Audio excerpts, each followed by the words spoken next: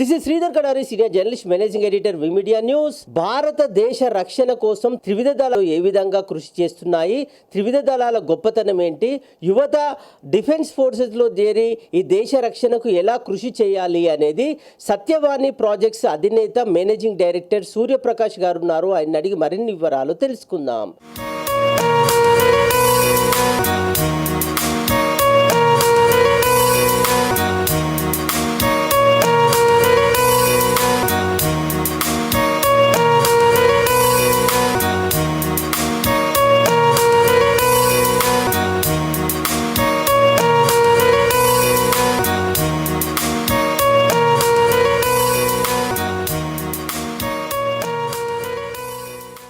Defence force అనేది మనం ఈరోజు ఎక్కడైనా మన దేశంలో స్వేచ్ఛగా నిలబడి మాట్లాడగలిగి తిరగగలుగుతున్నాం అంటే, ప్రయాణం చేయగలుగుతున్నాం అంటే అది డిఫెన్స్ బలగాల యొక్క ఇస్తున్న రక్షణ.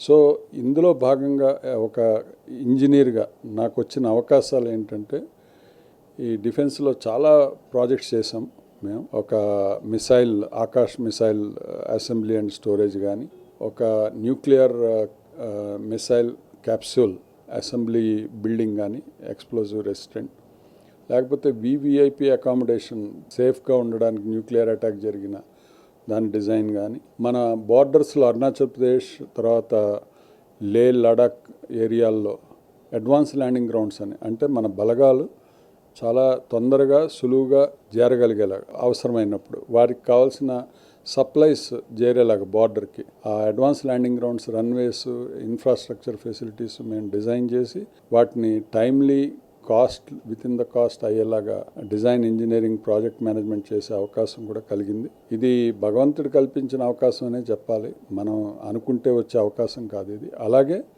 త్రివిధ దళాలు అంటే ఆర్మీ, నేవీ, ఎయిర్ ఫోర్స్కి మ్యారీడ్ అకామిడేషన్ ప్రాజెక్ట్ వాజ్పేయి గారు డ్రీమ్ అది.